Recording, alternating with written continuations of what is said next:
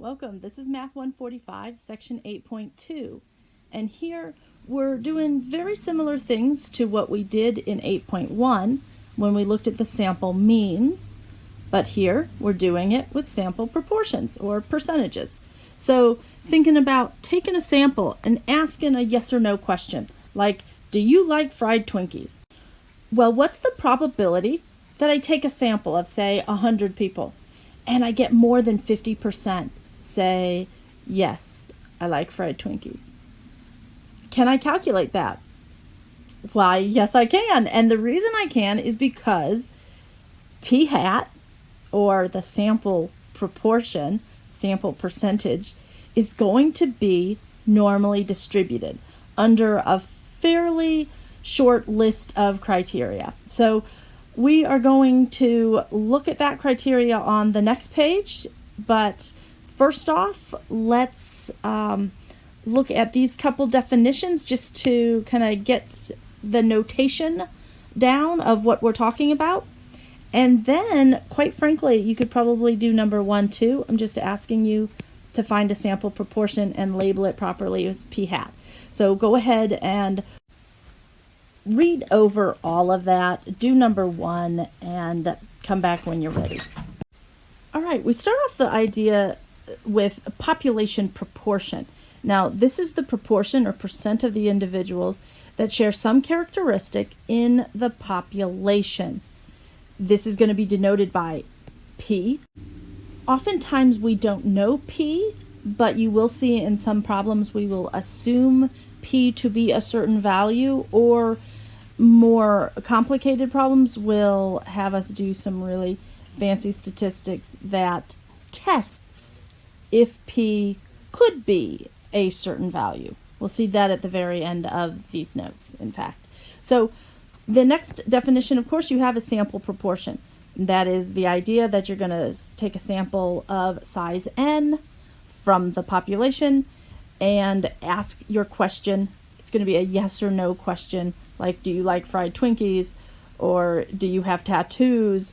Or do you drink alcohol? Something like that. You're going to ask them that question of everyone.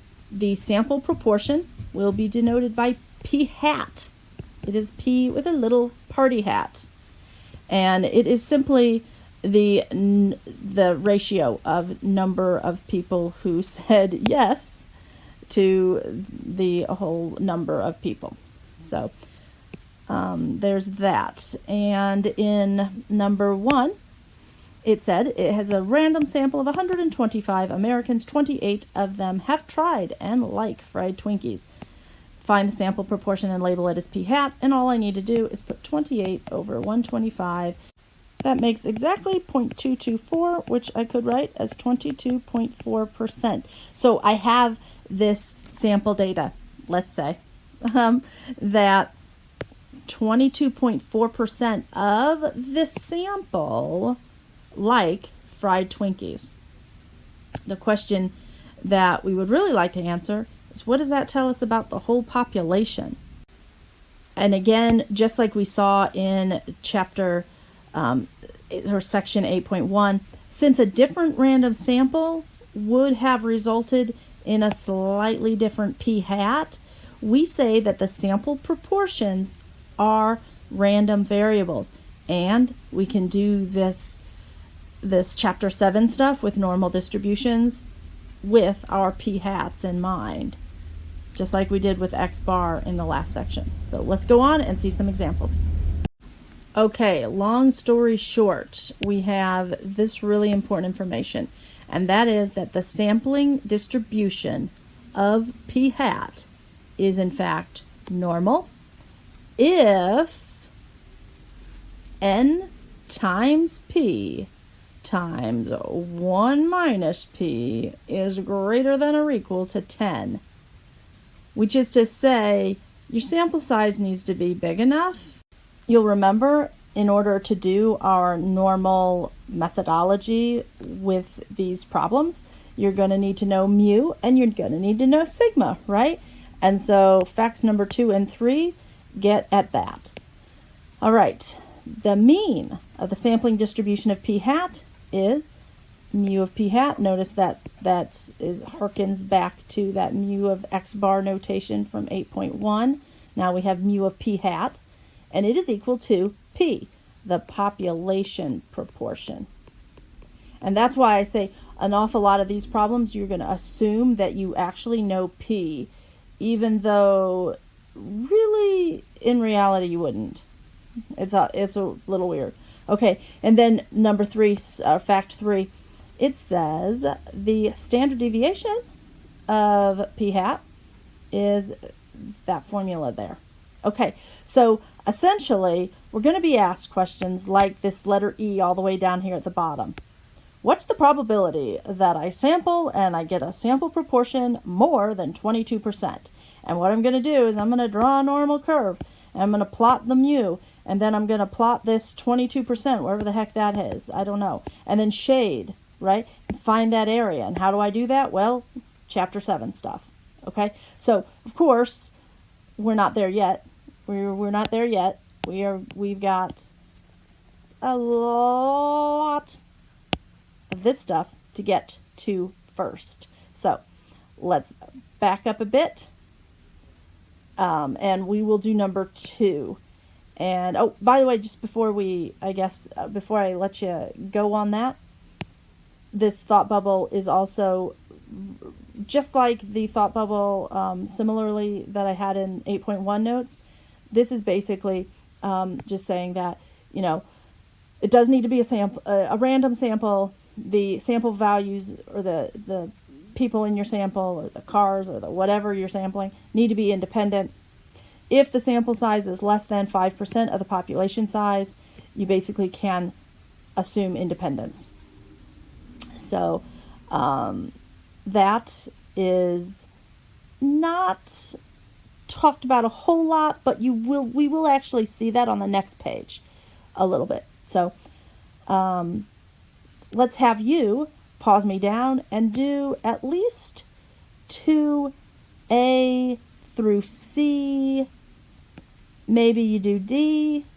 If you feel real confident with that normal distribution stuff, you might even be able to do E. Give yourself a picture, though, like I started to do over there. Okay? Pause me down. Come back. All right, number 2 starts us off. Suppose we happen to know that the true proportion of Americans who have tried and like fried Twinkies is 18%. Answer the following questions. So, again, we are assuming that is the true proportion of Americans who like those fried Twinkies. So when they ask you in part A, is this a value of P or P hat? We have to say it's P because it's a true proportion of all Americans who like that. That is population information. Now, all of B, C, and D prepare us to be able to answer a question like, if I randomly sample 125 Americans, what's the probability that my sample proportion is more than 22%, as asked in part E? So let's get back up here to B. First, we need to know the mean of the p hat. So mu of p hat, again, here I've just got a formula from above. Not much of a formula even, is it? Mu of p hat equals p, and that was 0.18. So good, done and done. Part C, calculate sigma of p hat. Now that's more like it as far as formulas go. And here, look at that. I've got my p in place, my 1 minus p there. Here's my n, and square root all of that craziness, and I rounded to 4 decimal places at 0.0344. Now, in order to answer the question in letter E by using normal distributions, well, we need to actually determine if p hat is normal. So that's where letter D is coming in. And it says if we sample 125 Americans, what will the sampling distribution of, will the sampling distribution of p hat be normal? Now, what we are referring to here is that criteria number 1 from up above. And so all I need to do is verify that n times p times 1 minus p is greater than or equal to 10. So n times p times 1 minus p It was 125 times 0.18 times 1 minus 0.18, excuse me. And that was 18.45. Now that's a good deal greater than or equal to 10. And so I'm going to conclude p hat is normal. Now I can get to answering the question in letter E because I know p hat is normally distributed with a mean of 0.18 and a standard deviation of 0.0344. So I'm really reverting all the way back to chapter 7 stuff here, and I'm saying in a random sample of 125 Americans, what is the probability that the sample proportion is more than 22%? So again, I got my normal curve there. I got my mean in the middle. I got the value 22% that I'm interested in. I want to know the probability that the sample proportion is more than 22%. So I shaded the area to the right of that 22 under the curve. Now, I know that to find the area to the left under the curve, I use the normal CDF. And so I do that. I put a lower bound of 0 because, again, we're thinking about a percentage in a sample, right? That said, yeah, I like fried Twinkies. So the lowest that could ever be is 0. You know, all the way over here, the far is a 0. And so I'm going to use 0 as my lower bound. My upper bound is at 0.22. Mean, my standard deviation. And that gives me 0.8775. But again, that's this area to the left of 0.22 under the curve. And I want the area to the right. So I subtract it from 1, and I get the probability that p hat is more than 22% is equal to 0.1225. And that's our first example of finding probabilities concerning p hat using normal distributions. Let's look at some more types of problems. All right, here's a problem very similar to something you see in your homework. Here's kind of a setup here, and then you're just checking if p hat is actually normal.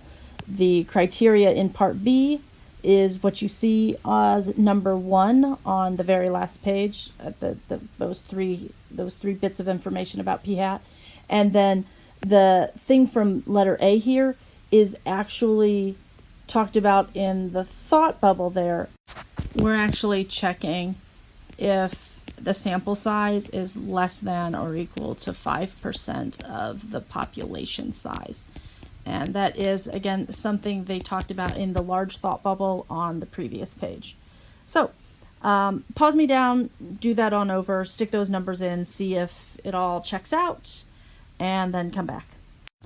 All right, so for part A, well, let's go back to the problem itself. It says, suppose a town has 40,000 residents.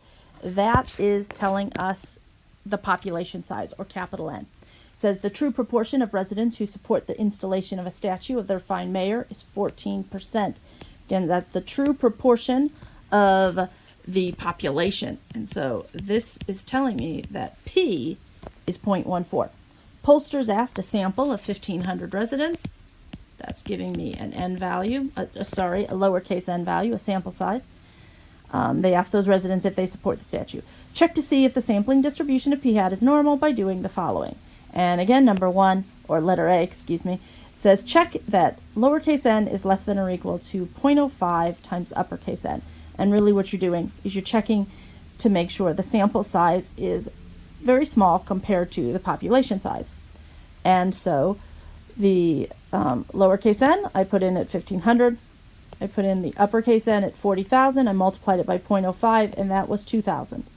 And I'm asking myself, is 1,500 less than or equal to 2,000? And I say, yes, it absolutely is. And now let's move on to part B.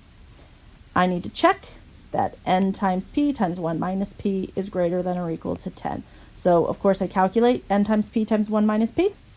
That's 1500 for n and 0.14 for both of those p's. That gets me 180.6. And so I do in fact see that n times p times 1 minus p is greater than or equal to 10. And so p hat is in fact normal.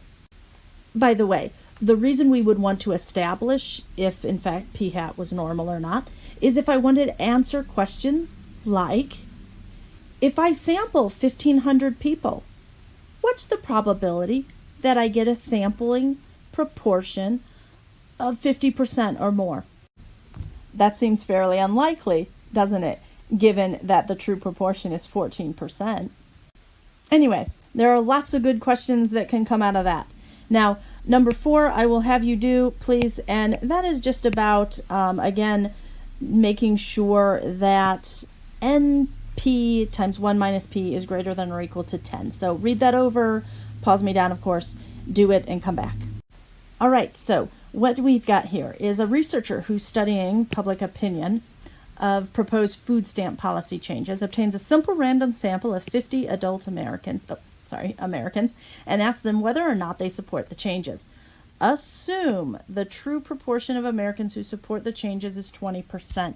And again, that's our p-value that we're going to be using. The question goes on, in order for the sampling distribution of p hat to be normal, how many more Americans should the researchers contact? So I think, first of all, the idea of p hat being normal gets us to think about how n times p times 1 minus p has to be greater than or equal to 10. And then I will ignore those first 50 people. I don't worry about those at all. And just figure out an n for this n times p times 1 minus p to be greater than or equal to 10. And so that's where I am. I've got that. I set it up. I put my p in place. There you go. So this 0.2 times 1 minus 0.2 was 0.16. And so really pretty quickly that looks less nasty on the third line. 0.16n greater than or equal to 10. I then said, I have 0.16 times n. I'm going to divide that by 0.16 to get my n by itself. And of course I got to divide it on the right hand side too.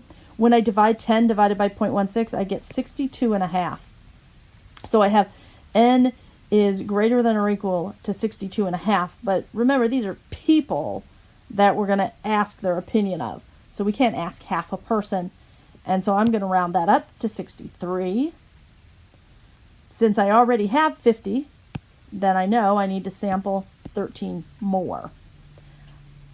That is the answer to the question, of course, but I think it's a good idea to just check that 63 before you finalize that answer there. And so what I did was I just showed how n times p times 1 minus p, if n is 63, gets you a number that is in fact greater than or equal to 10. So that's always a good thing to check. Let's go on to the very last problem, which kind of leads us to why we do Chapter 8 in the first place. Of course, Chapter 8 is, in its own right, really neat, fun problems, but we're actually leading us to something we do in Chapters 9 and 10 as well. So if you would kindly, though, for our last example, read that over and perhaps just do as much as you can. I have lots of thoughts through those thought bubbles, but pause me down, and when you're ready to come back, well, then come on back. All right, so let's read this question. It says, the Pew Research Center recently reported that 18% of women aged 40 to 44 have never given birth. Suppose a random sample of 250 women results in 58 indicating that they've never given birth. I just divided 58 by 250 to come up with that p hat of 0.232. Okay, and then it says, is the evidence that the true proportion of women aged 40 to 44 who have never given birth has increased since the Pew study. Again, this is not the type of question we were asking before. I didn't ask what's the probability that I get a p hat that's 0.232 or more. But I actually am asking that question. So let's kind of think through our thought bubbles, and we'll see where the logical reasoning is coming from. So first of all, you have to determine that p hat is in fact normal to do this normal curve over here that I drew. So I assumed p was 0.18.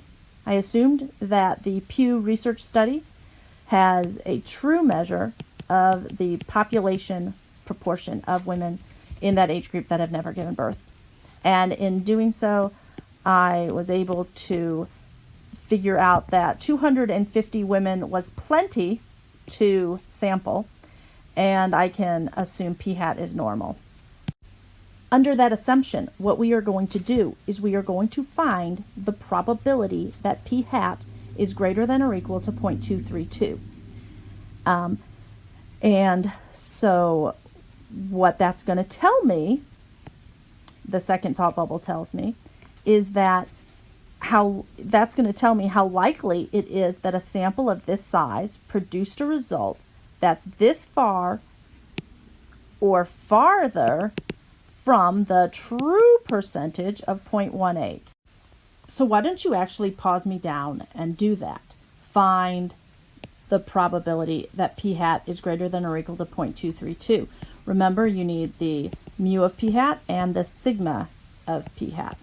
So go ahead and get those, and then find that probability, and then we'll continue together. All right, here's what I had to do so far. So in order to use my normal CDF function to find the area underneath the curve, which by the way will be the area left of that 0.232 under the curve, I needed to know the mean and sigma for p hat. So I got mu of p hat was 0.18, sigma of p hat, using that formula there, got me 0.0243. And so then those values got over here. And again, the normal CDF function on the calculator gets me truly the probability that p hat is less than 0.232. Because again, that's the area to the left of 0.232 under the curve, which doing that, I get the normal CDF of a lower bound of 0, an upper bound of 0.232, a mean, and a standard deviation like I found over there. I got 0.9838, which means the probability that we're interested in, the probability that p hat is greater than or equal to 0.232, is 1 minus that. And that is 0.0162.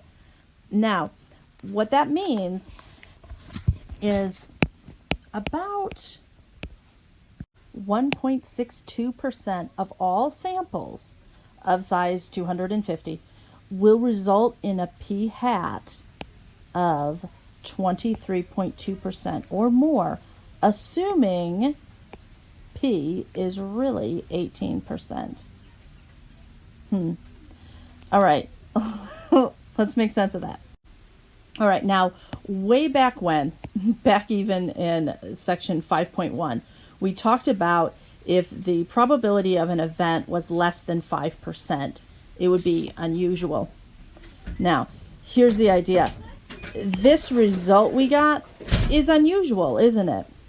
Now, it could have been that we got that unusual result because random happens, right? You just happen to get a whole bunch of women who'd never given birth. That happens. But that's not the conclusion that we're going to come to in chapters 9 and 10. The place this is leading to is finding a result like this that's less than 5%, and then saying that that is so unusual that probably our assumption that the mean was right there at 0.18 was probably not right. Maybe that's not really where the mean is. the true proportion is not really 18%. So anyway, that leads us a little bit to what we will do in chapters 9 and 10. There is a lovely little worksheet that you can kind of see down here at the bottom of the page. It's finding probabilities involving sample means and proportions, and as it says, it helps you practice the skills from this chapter. So, and that, by the way, means 8.1 and 8.2. All right, and so that wraps up this section, 8.2. So obviously, again, if you have questions, holler out to me. Bye. Good luck.